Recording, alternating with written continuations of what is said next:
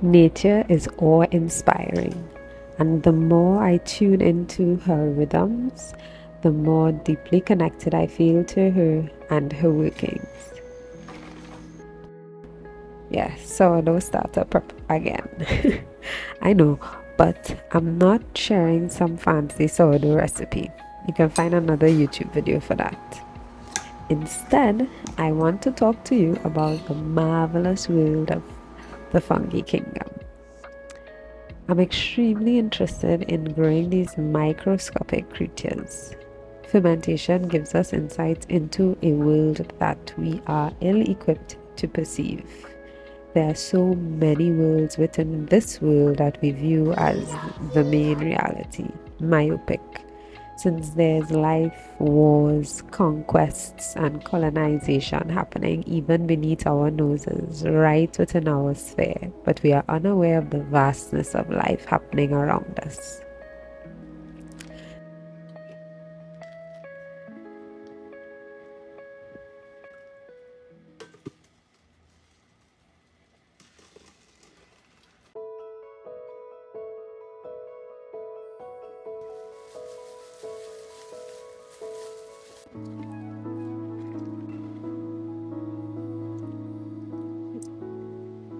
Natural dyeing also gives us insight to a less perceivable world of bonds and transformations. In this too, the hidden is revealed through curiosity and creativity.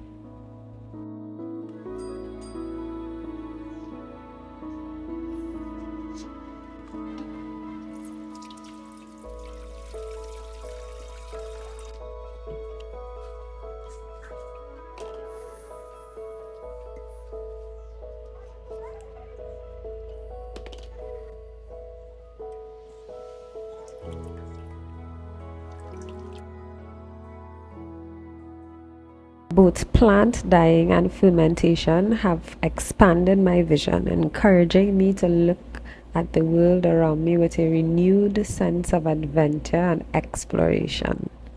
Practices that appeal to all of my senses.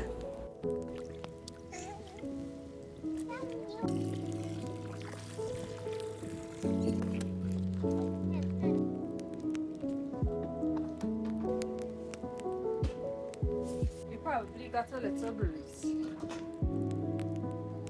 I enjoy the learn as you go aspect of both practices. For instance, I had grand ideas about what I was going to do with this piece of fabric. And at first, I decided to try an accordion fold, which is this type of fold. But then when I rolled everything up, I was really doubtful. I wasn't very confident about my results, and I decided to do something different. So I used twine instead to wrap around certain parts and then see what I would get. And well, I didn't know what I was going to get, but that is part of the excitement in this type of work.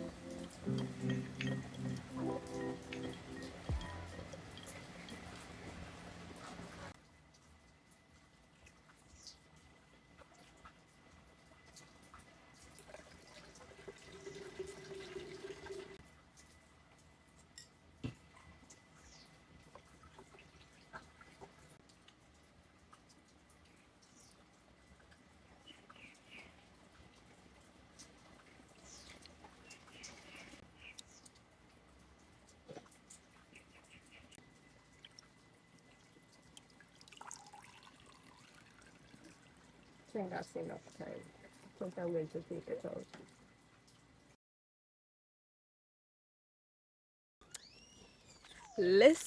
Let me tell you, I just took apart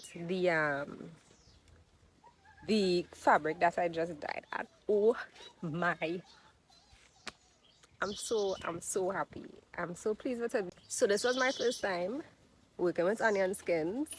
I thought I would have gotten more of a yellow, well, I wanted more of a yellow color because I wanted to try getting like an olive green kind of something happening, but I think that what I did wrong, okay, not wrong, because nothing is wrong when you are learning and you are experimenting, right?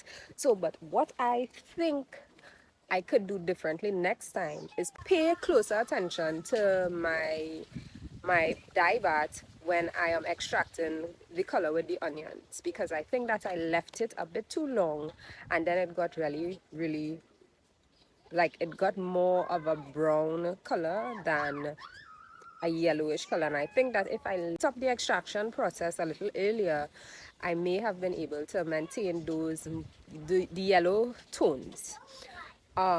But the brown that I did get out of it, the brown was it was a nice shade of brown. I haven't been able to get brown like that with my past attempts. I've been able to get like tannish colors, like lighter colors, lighter shades of brown.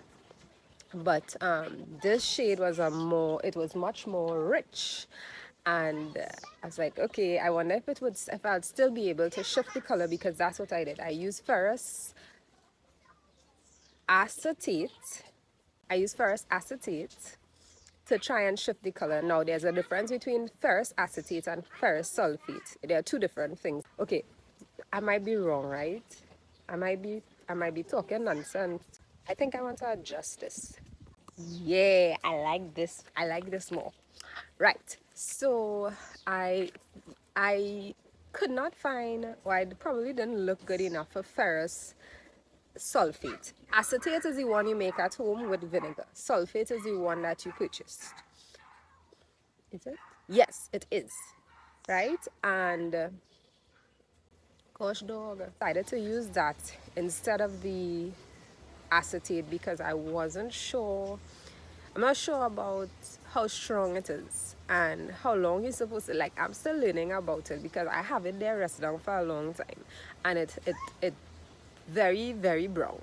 I will do like smaller experimenting with it rather than something like what I did today. So I am very, very excited to show you all what I did because I just love it.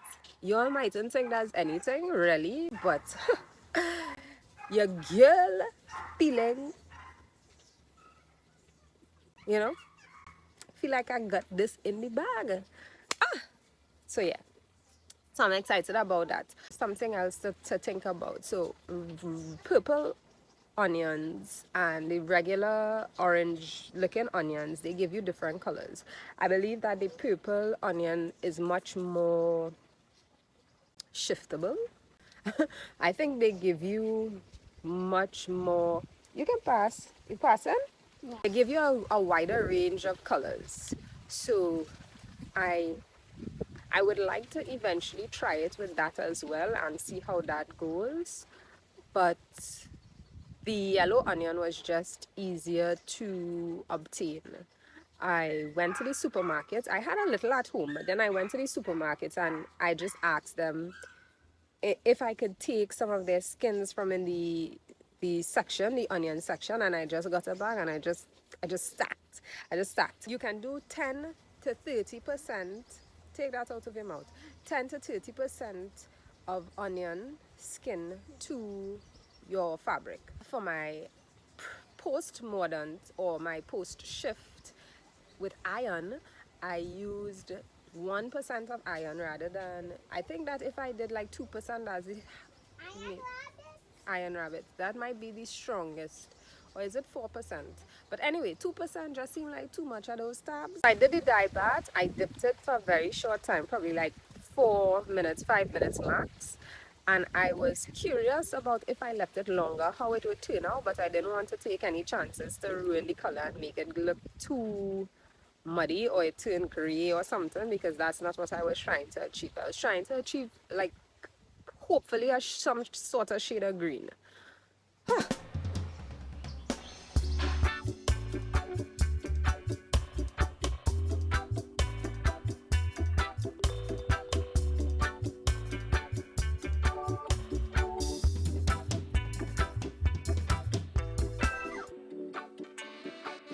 Mahalo for being here. Mahalo piha, wholehearted gratitude for your time, for witnessing me in my experimental era.